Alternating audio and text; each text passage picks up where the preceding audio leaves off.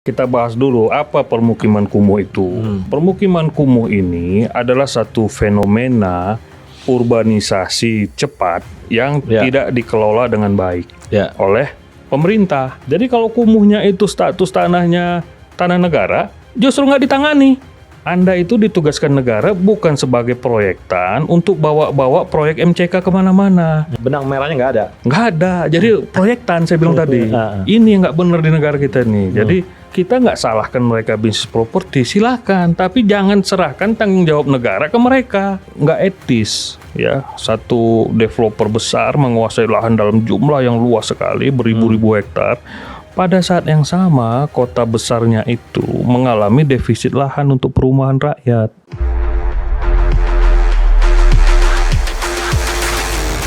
Halo sahabat OIB yang telah membuat jumpa.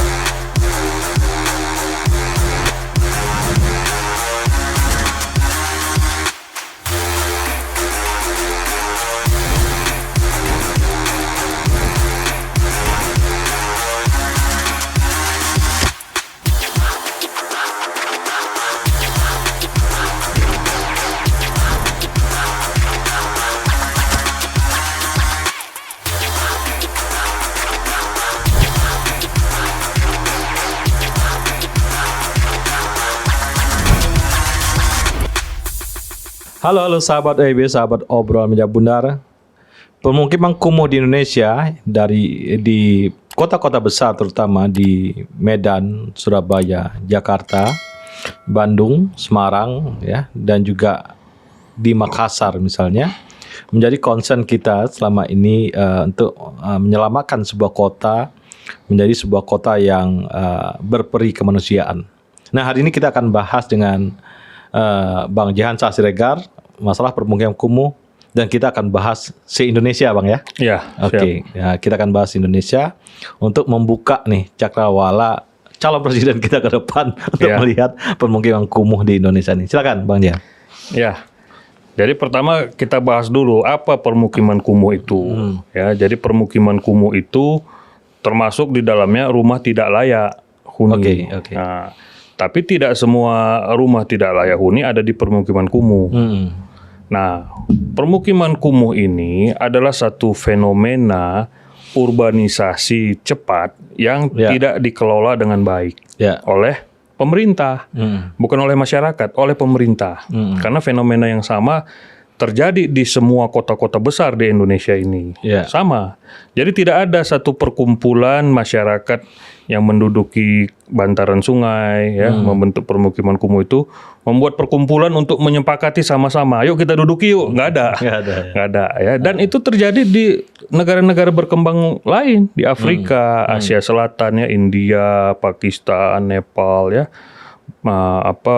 Bangladesh. Ya. Di Asia Tenggara ini, Thailand, Myanmar, Filipina, ya. Nah, terjadi itu. Dan di Amerika Latin, ya, Brazil, Bolivia, Ekuador, Paraguay, Uruguay, Argentina, wah itu banyak sekali ya. Artinya ini fenomena global, transnasional ya. Transnasional, dan ini sifatnya universal gitu. Orang mencari kehidupan yang lebih baik kan ke kota ya, urbanisasi. Dan itu tidak bisa ditahan, tidak bisa dibendung hanya karena meningkatkan program pembangunan desa. Ya, yang bisa dengan pembangunan desa itu adalah mengurangi urbanisasi cepat tadi. Yang tadinya mungkin bisa sampai 3-4% jadi sekitar 2%. Sehingga apa? Dengan berkurangnya tingkat urbanisasi tadi, pemerintah bisa tarik napas gitu ya. Untuk punya waktu, energi, perencanaan untuk menyediakan berbagai kebutuhan masyarakat tadi. Nah, yang sekarang terjadi, desanya miskin, orang berbondong-bondong urbanisasi, sehingga urbanisasinya cepat, tinggi sekali. Dan Jakarta dan Jabodetabek itu adalah epicentrum urbanisasi tertinggi. Ya, meskipun di Jakarta pusatnya rendah. Nah, dia kan urbanisasinya itu di Tangerang, Bekasi, Bogor, Depok, ya, Jakarta Selatan, Timur, Utara, ya. Nah, itu kalau kita mau pakai teori sponsity, tapi sponsity itu untuk water runoff ya, untuk air. Tapi Sponge City dalam arti permukiman kumuh, ya, kita bayangkan, imajinasikan permukiman kumuh itu adalah sponge yang menyerap air, dalam hal ini menyerap pendatang berpendapatan rendah dengan kelompok sosial ekonomi bawah gitu ya. Itu ibarat sponge, semakin banyak permukiman kumuh, semakin dibiarkan permukiman kumuh itu meluas dan memadat di suatu kota, semakin tinggi daya serap kota itu terhadap urbanisasi yang unskilled. Jadi jadi kalau setiap kali arus balik Lebaran, arus balik Tahun Baru, kan 2 event itu ya, selalu pemerintah kota itu buat program untuk operasi justisia di stasiun, terminal ya, nggak ada gunanya. Orang semuanya pegang KTP Indonesia kan, KTP Indonesia petanya Indonesia, mau dari Medan datang, mau dari suka-suka dia mau tinggal di mana di Indonesia ini ya kan.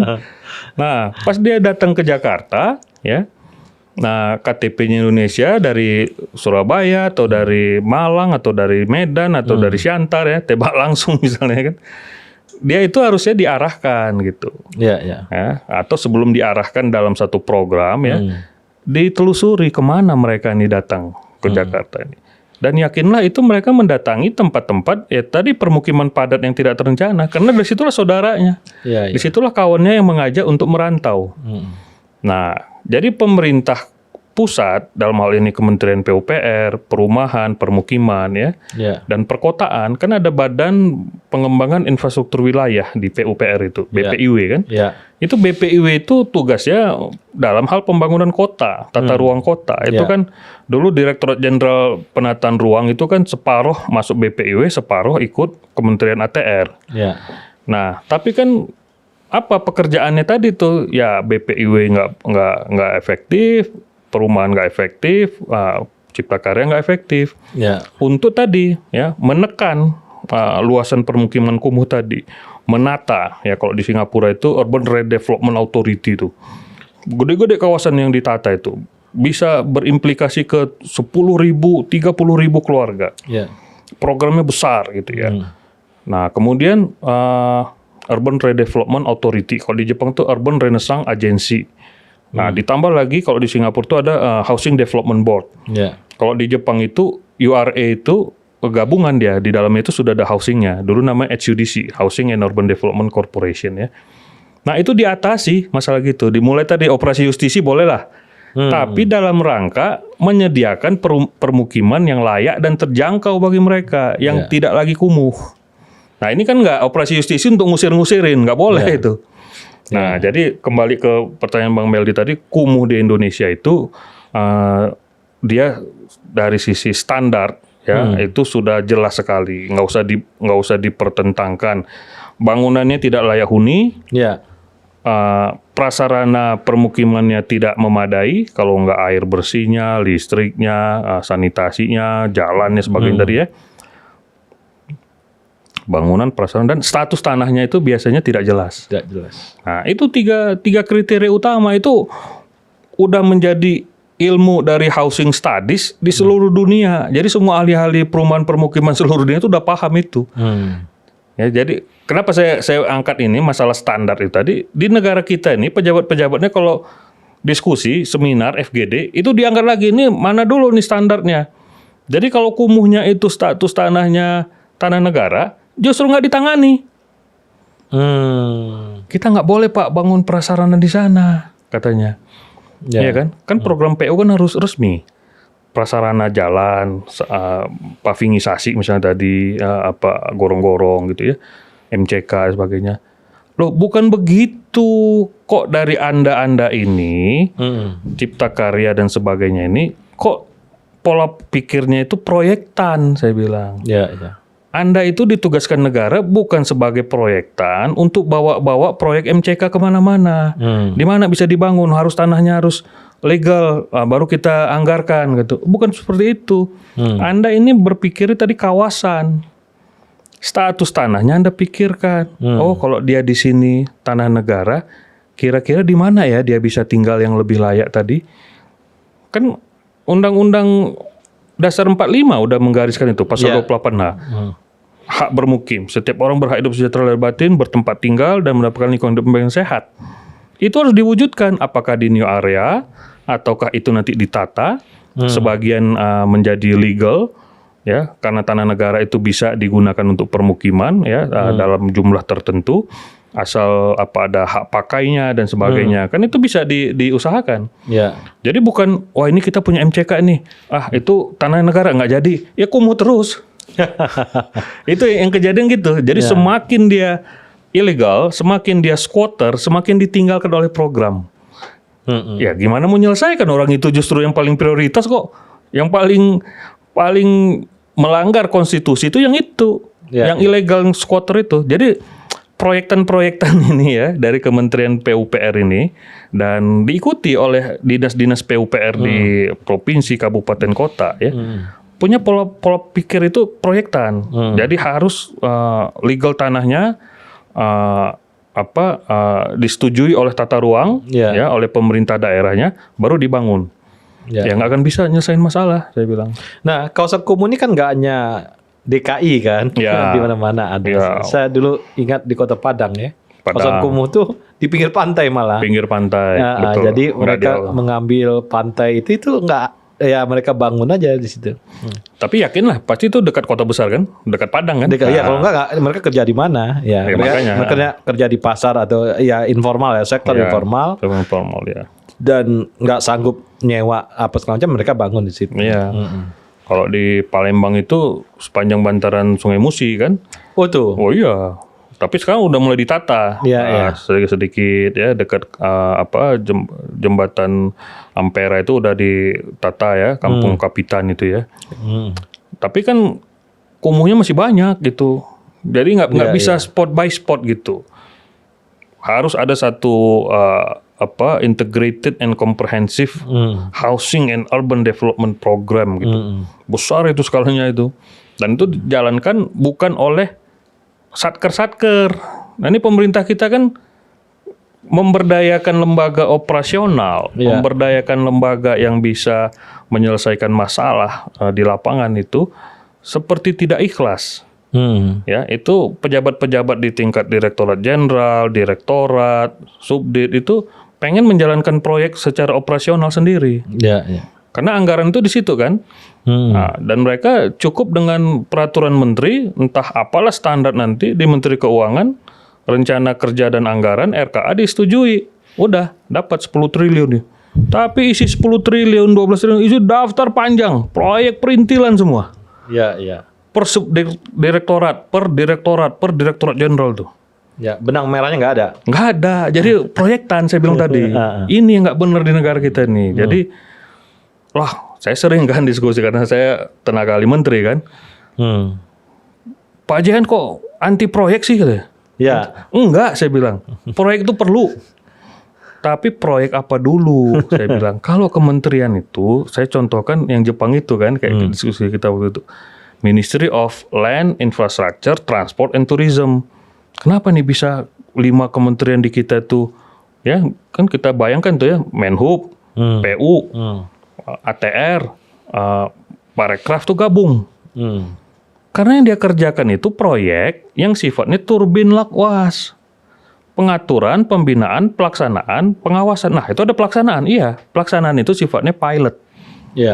Tapi pengaturan dan pembinaannya itu membuat pelaksanaan yang pilot itu akan membesar kapasitasnya.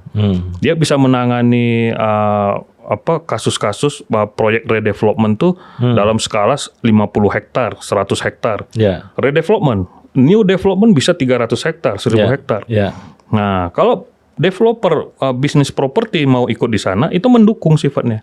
Jadi bukan mereka yang di depan. Nah, pejabat kita kan ya udah serahkan aja sama Agung Podomoro, serahkan sama Agung Sedayu.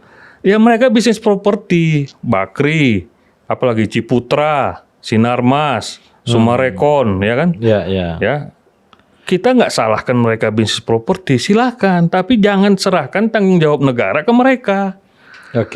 Nah, pejabat kita belum punya visi. Oh, ternyata kita butuh ya public developer yang besar dan kuat, tangguh, seperti yang saya sebutkan tadi di berbagai negara yang udah beres tadi. Kita contoh aja di Bandung ya. Bandung itu untuk handling pemukiman kumuh itu atau membangun rumah macam-macam lah ya, yang namanya itu lebih duluan yang gede-gede tadi kan.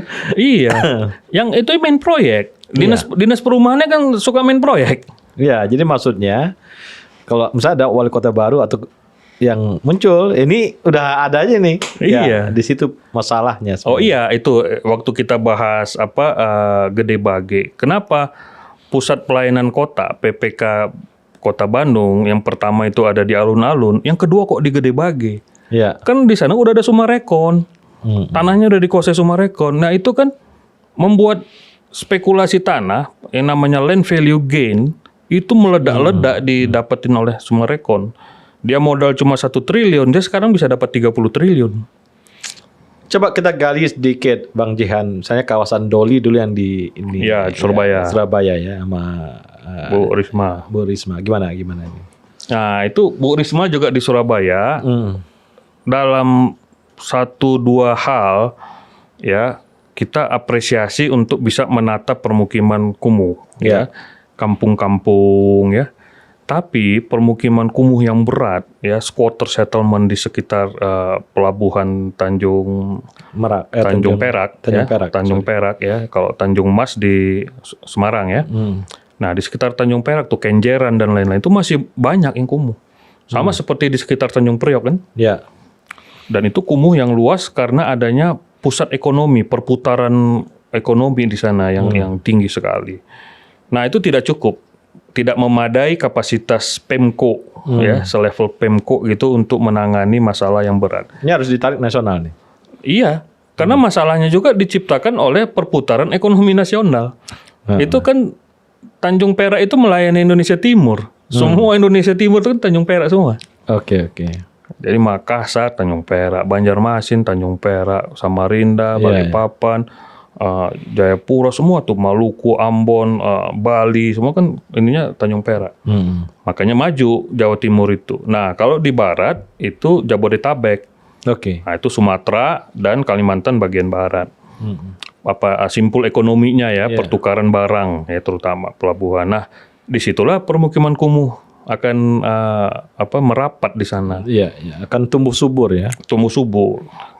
Karena kalau misalnya Tanjung Priok nih misalnya, yang tadinya orang ekspor impor itu barangnya misalnya dari Tasik ya, kan banyak itu produk-produk pakaian busana Muslim ya. Oh itu kan laris itu di Malaysia, di Brunei itu Tanjung Priok tuh semuanya.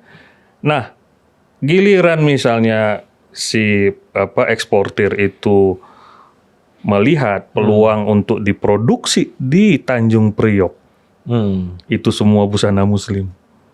Dan bukan si eksportir itu saja, ada orang yang mengumpulkan rumah-rumah di sekitar Tanjung Priok itu yang permukiman padat itu bisa membuat mukena.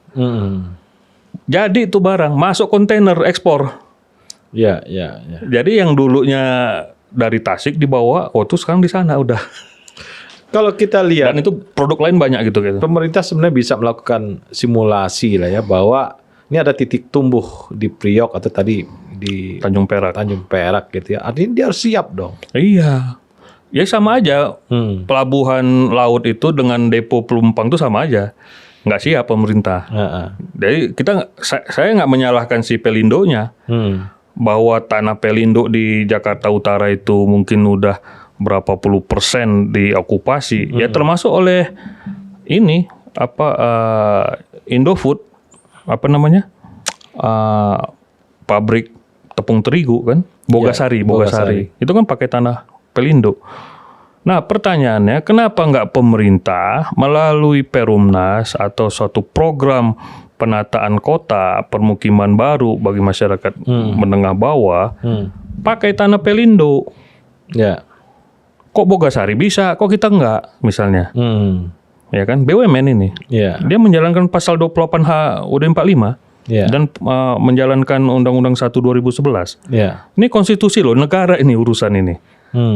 Kasih dong, kalau Bogasari dapat berapa? 10 hektar, 20 hektar sana. Ya ini dapat dong 30 hektar misalnya kan. Nah, sudah di itu Marunda. Ada. Tapi kan itu semacam lahan dibiarin aja, tidak ditata. Nah, tapi sekarang udah mulai ditata itu Marunda itu kawasan permukiman pendapatan rendah. Tapi kan yang lamanya itu di Muara Baru itu masih banyak di sana itu. Ya. Nah, itu tadi kalau kita kembali ke Surabaya juga seperti itu. Beberapa kasus sih diselesaikan dengan baik ya zaman Bu Risma jadi wali kota di Surabaya, tapi tidak nationwide-ly gitu ya. Menjadi satu model untuk kota-kota besar lainnya selain Surabaya, dari Medan, Bandung ya. Tadi Bang Meldi belum menyebut Denpasar dan Batam. Ya, Batam juga saya pernah lihat. Banyak. Ruli, di sana istilahnya ruli, rumah liar. Banyak banget. Banyak banget di Batam tuh. Batam lebih mengerikan itu. Ya, kayak rumah-rumah gelandangan aja. Rumah gelandangan dan di bawahnya air itu. Iya, menyebar gitu aja dia. Nah, kok Denpasar gimana? Denpasar saya kira relatif oke lah. Iya, urbanisasi Denpasar itu lebih terkendali. Dia kan basis ekonominya pariwisata. Dan pariwisata itu selalu berbasiskan permukiman penduduk existing. Ya, kalaupun ada pendatang ya dari Jawa Timur, dari Indonesia Timur kan banyak tuh ke Bali ya. Nah itu tadi saya bilang tidak ada satu sponge area yang menyerap pendatang unskilled labor tadi. Ya, yang dibiarkan sebagai permukiman kumuh. Ada sih ya permukiman padat di Bali itu ada, tapi tidak separah kota-kota besar yang mengandalkan ekonomi tadi dari perputaran barang dan jasa, pelabuhan-pelabuhan laut tadi. Semarang dengan Tanjung Mas, Medan dengan Belawan. Jadi Medan tuh yang paling kumuh itu ya di sekitar Belawan. Yang lainnya juga banyak kumuh ya. Tanjung Mas. Nah, kalau Denpasar nggak seperti itu kan, nggak ada pelabuhan besarnya. Kalau Makassar gimana? Makassar juga mirip kayak Medan, dia kan juga kota pelabuhan. Kota pelabuhan ya. Berarti kumuh ini muncul di sebuah kawasan yang ekonominya cepat tumbuh. Cepat tumbuh dia pasti ya. Harusnya pemerintah cepat mengidentifikasi ini harus dibangun sesuatu gitu ya. Harus diatasi secara housing and urban development. Oh gitu ya. Jadi itu namanya HUD, Housing and Urban Development. Itu satu sektor, satu bidang yang berbagai negara itu udah menangani itu. Di kita mah nggak ada. Pemerintah yang menangani HUD mana nggak ada. Karena ada Pak Pemerintah Kota. Oh itu beda, itu kepemerintahan kota. Nah ini kotanya itu di sini adalah development, urban development. Di dalamnya ada urban management, urban new development, ada urban redevelopment. Beda urban development dengan city administration itu beda. Nah di kita kan, itu kan urusan ini Bangda di Depdagri. Oh enggak, bukan saya bilang. Nah jadi pernah ini ya pemerintah kota kita ini, pejabat-pejabat kita ini dipelopori dari Bappenas waktu itu ya, direktur perkotaannya mengajak direktur tata ruang perkotaan. Waktu itu masih DJPR di bawah PU ya, Direktur Jenderal Penataan Ruang ya. Mengajak lagi Direktorat Perkotaan di bawah Pembangunan Daerah di Depdagri. Nah kita bertiga nih buat undang-undang perkotaan. Saya udah ingatkan, bukan begitu undang-undang perkotaan. Itu duplikasi, saya bilang. Karena udah ada urusan perencanaan pembangunan daerah, sudah ada urusan penataan ruang kota, kan produknya tata ruang. Perencanaan pembangunan produknya RPJMD. Apalagi tadi, kepemerintahan kota produknya ya tata kelola pemerintah daerah dengan struktur OPD dan sebagainya. Itu nggak perlu diatur lagi. Jadi Bapak Ibu sekalian mau berkumpulnya buat apa? Saya bilang yang diperlukan itu pengaturan urban development dan di depannya housing. Karena housing ini ujung tombak. Housing and urban development. Makanya saya bilang tadi new development itu housing residential area. Nah HUD ini kalau di Amerika namanya Department of Housing and Urban Development. Sama nggak dengan PU? Beda. Ya dulu kita sama karena kita belum menghadapi masalah urbanisasi tinggi dan kekurangan rumah dan permukiman kumuh. Belum, nggak apa-apa. Kementerian PUPR, Direktur Jenderal Cipta Karya, ya Direktur Jenderal dulu perumahan itu di bawah Direktur Jenderal Cipta Karya. Sebelum ada Kemenpera itu Direktorat Perumahan namanya. Nggak apa-apa. Nah, tapi begitu Jakarta, Surabaya, Bandung, Medan, Makassar, Denpasar tadi dan Batam itu berkembang urbanisasi. Ini HUT ini udah harus diadakan ini. Menurut saya sih kita udah telat 20 tahun. tahun 2000 harusnya sudah itu HUT itu ya. Kementerian Perumahan Rakyat dan Pembangunan Kota. Nah di zaman Batavia, zaman Belanda dulu ada nggak Belanda ngelihat nih, waduh, ini Pelabuhan Priok udah rame nih, kita harus bangun sesuatu. Belum ya. Belum ada. Karena belum ada isu ya. Tekanan urbanisasinya belum ada. Belum ada. Tapi Belanda sudah punya konsep-konsep pembangunan permukiman kota yang antisipatif. Misalnya membangun hunian berimbang. Itu sudah ada Belanda. Contohnya di depan Gedung Sate itu, Jalan Surapati itu. Ya. Terus di Grogol itu permukiman yang dibangun Belanda itu berimbang. Jadi ada jalan besar, ada 4 level itu. Kalau Surapati itu misalnya ya, Jalan Surapati kan rumahnya gede-gede itu. Jalan Dederuk itu level kedua itu, rumahnya masih gede-gede itu, masih 200-an meter tuh. Jalan Manyar, Jalan Caladi. Nah, saya ingatnya Caladi karena kaos ya. Pak Cuk juga situ. Pak Cuk Manyar ya. Manyar itu level ketiga tuh. Jadi mobil bisa masuk. Ya. Tapi kecil, jalannya nggak gede. Nah sebenarnya mobil nggak bisa masuk, tapi karena parit ditutup, mobil bisa masuk. Oh gitu ya. Nah pintu pagarnya juga sorong gitu kan. Nah yang paling kecil itu Jalan Caladi, hanya motor bisa masuk. Kan biasanya ada portalnya itu ya, ada bolarnya itu. Nah 4 level itu. Jadi zaman pemerintah Belanda dulu, yang direkturnya yang paling pejabat tingginya itu mungkin naik mobil ke Gedung Sate. Ya, mungkin yang di bawahnya naik motor, naik Vespa, naik sepeda, dan yang paling bawah jalan kaki. Tapi semuanya sama dekat ke Gedung Sate. Nggak ada yang perlu ongkos banyak ya, habis duit sebagainya, enggak. Ya tinggal gaya hidup aja.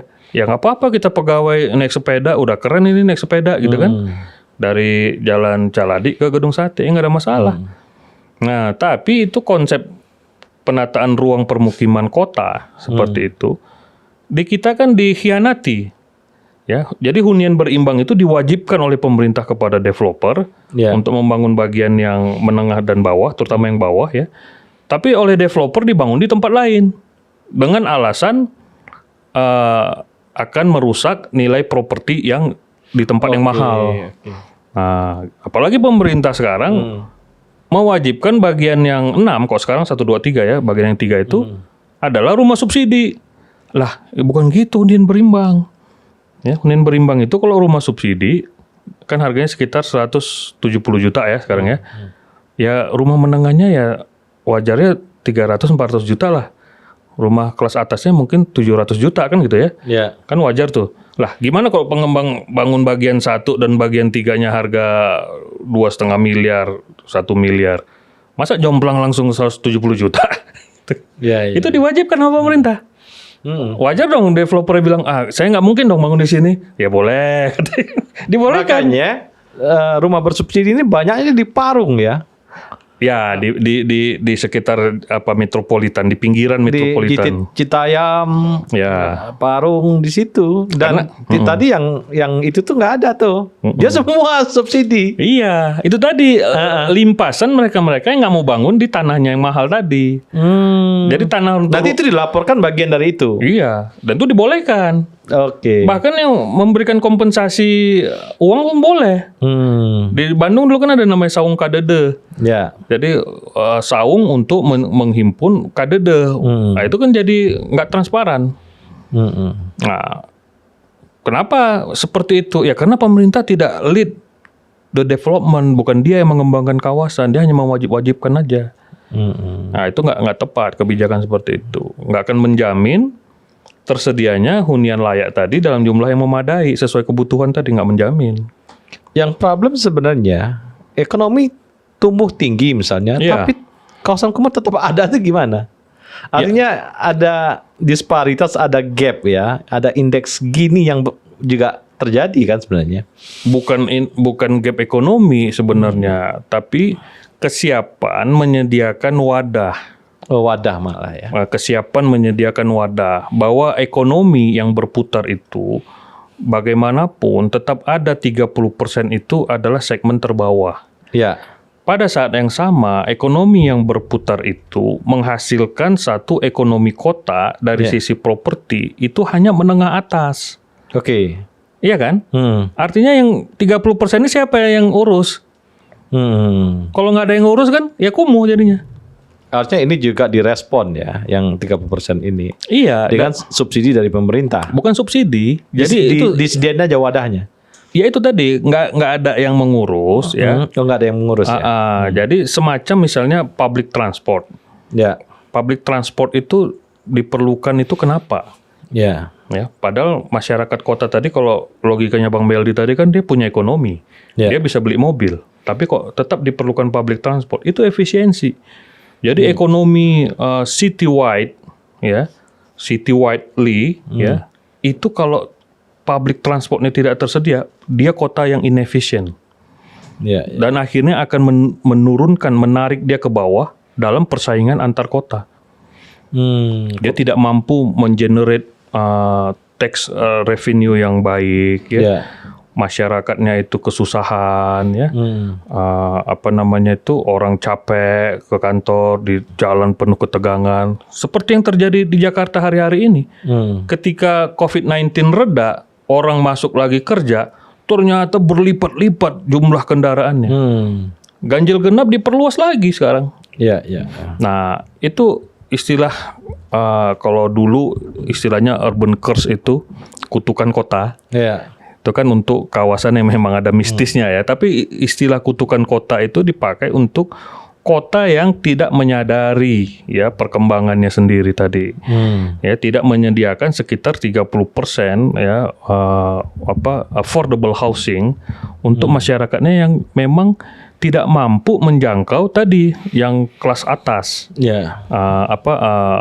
Urban housing market. Pasar rumah perkotaan itu.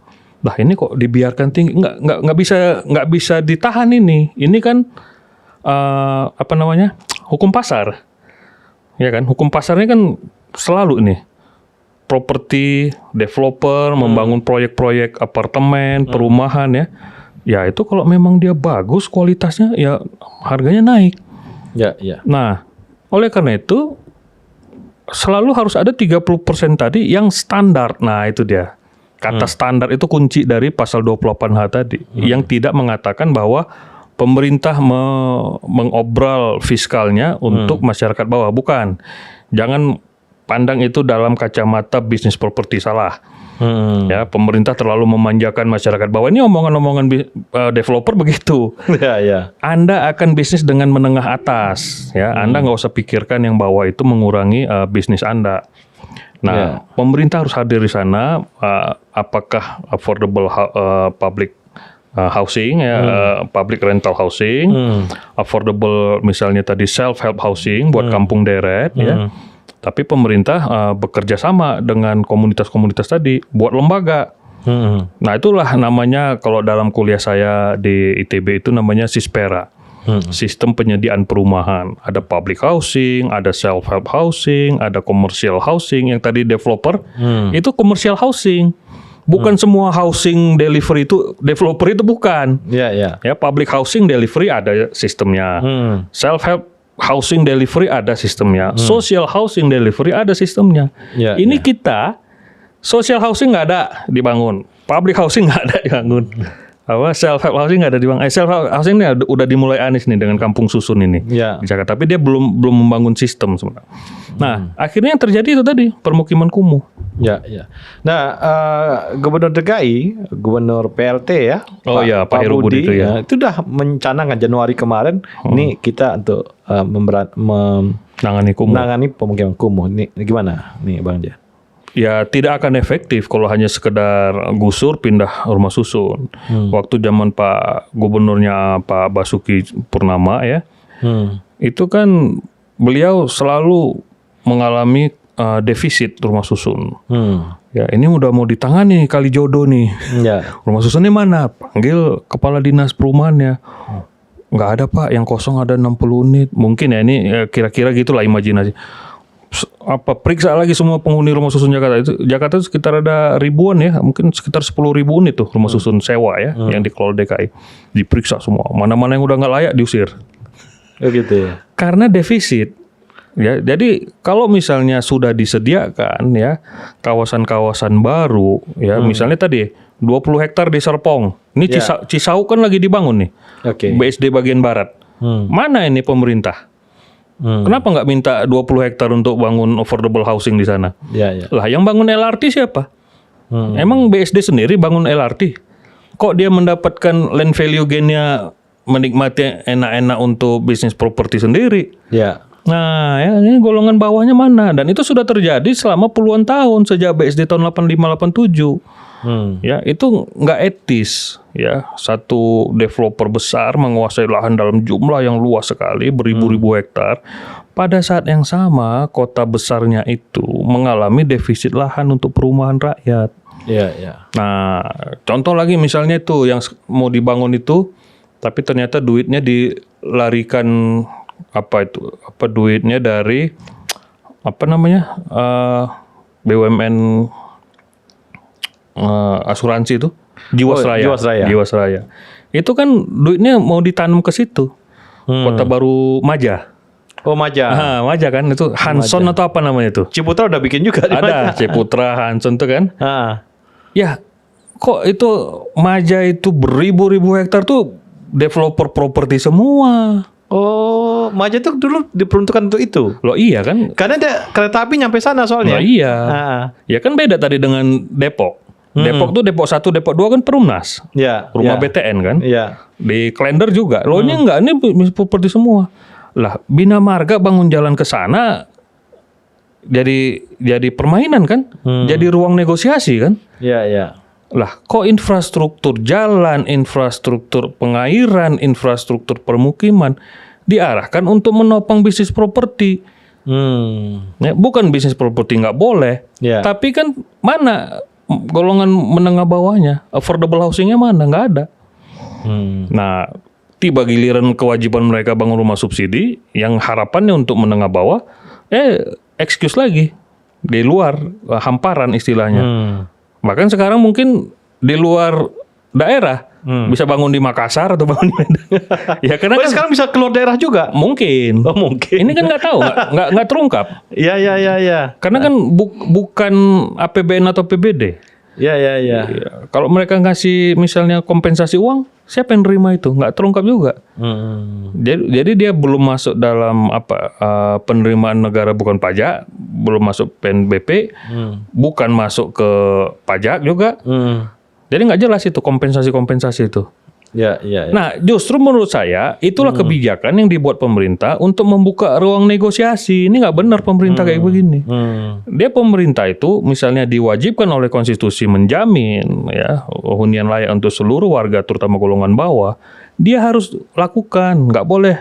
Ini developernya belum bangun ini, nggak boleh.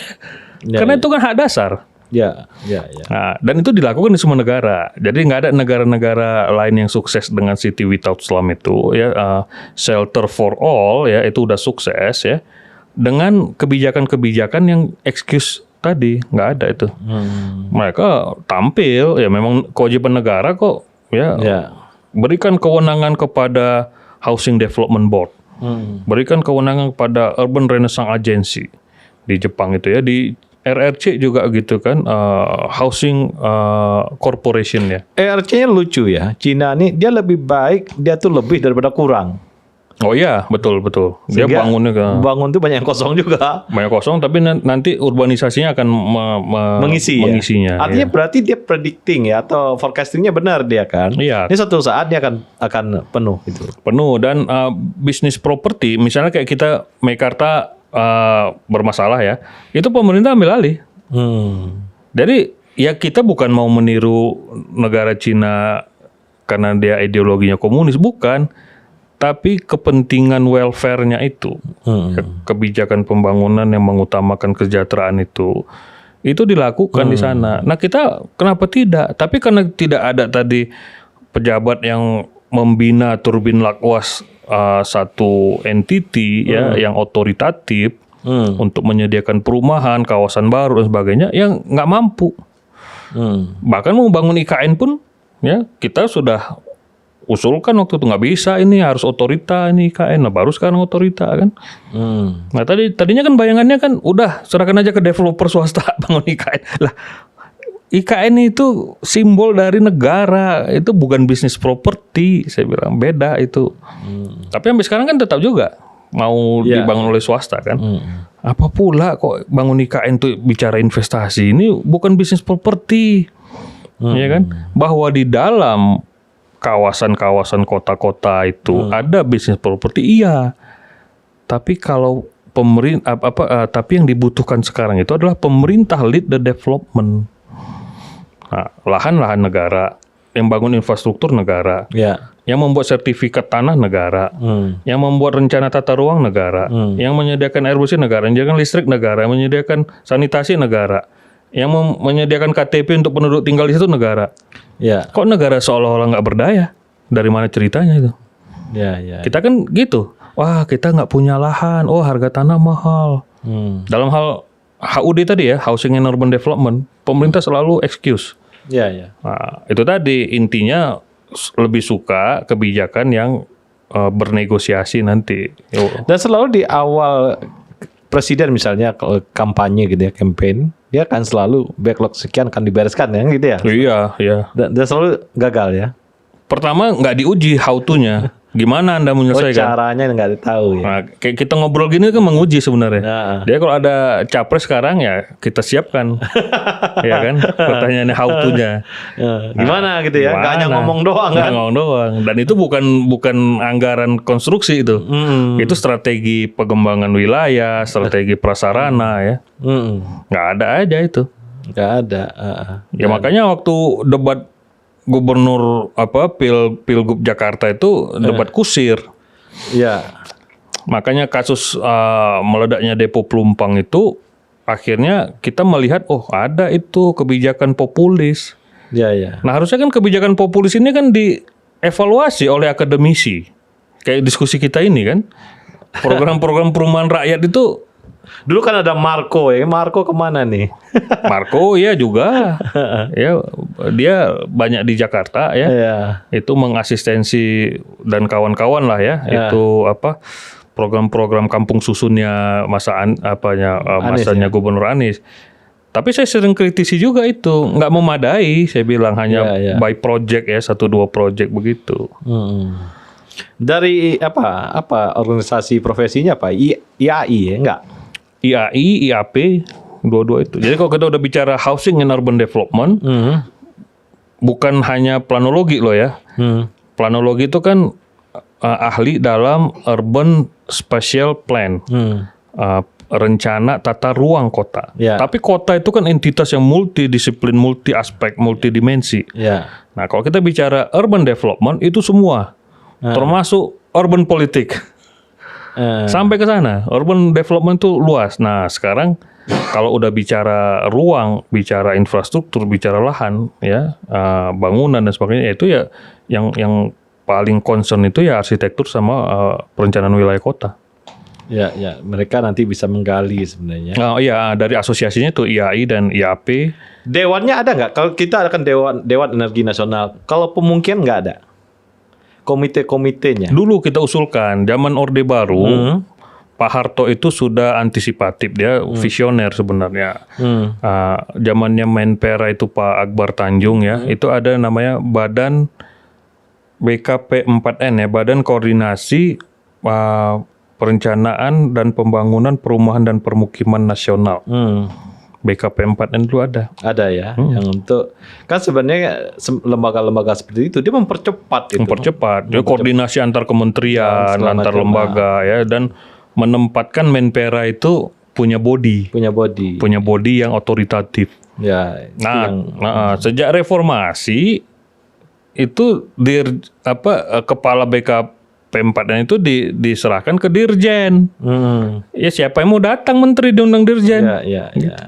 Itu masalahnya di situ. Padahal itu kan masalah besar ya. Selain masalah korupsi yang besar, kita juga ada masalah pemukiman yang sangat besar. Sangat besar dan ini sifatnya paradigmatik. Ya, ada anggapan kalau perumahan rakyat diperkuat, bisnis properti menurun, enggak ya. Ada anggapan pemerintah nggak punya anggaran, bukan masalah anggaran, masalah sistem gitu. Ya kan tadi saya bilang land value gain itu uang dari mana? Sama juga kayak kita main saham sebenarnya. Tiba-tiba aja kaya gitu kan, karena apresiasi. Ya namanya juga gain, apresiasi. Apresiasi nilai lahan itu dari mana sih datangnya? Ya naik aja nilainya karena urbanisasi tadi. Ya. Nah kalau itu dikelola, itulah namanya land value gain capture management. Itu yang harus dijalankan negara. Kalau negara tidak mengelola land value gain capture management, berarti negara ibaratnya Bapak PAM itu ya misalnya ya, itu dibubarkan itu pasar saham itu dibubarkan. Kan enggak? Negara kan mengendalikan kenaikan nilai saham itu dikendalikan, dipantau apa semua gitu ya dalam bisnis pasar modal ya. Pasar modal dia ada batas atas, batas bawahnya. Iya, dikendalikan semua. Nah, ini lahan urbanisasi juga seperti itu. Ya, kalau kita bicara land value gain tadi misalnya, kok bisa-bisanya Pemko Bandung Pak Wali Kota menetapkan pusat kota Bandung di Gede Bage. Wah, itu kenaikan nilai lahannya Sungarekon itu 300 hektar di sana dari 1 triliun jadi 30 triliun. Dia kantong itu 29 triliun. Iya. Nah, cipratannya kemana ya? Nggak ngerti kita. Iya. Bang Jan, terima kasih. Ini diskusi luar biasa, banyak sekali aspek yang kita nilai ya tentang pemukiman kumuh. Sahabat OMB, inilah Jansa Siregar, Permukiman Kumuh Indonesia. Terima kasih.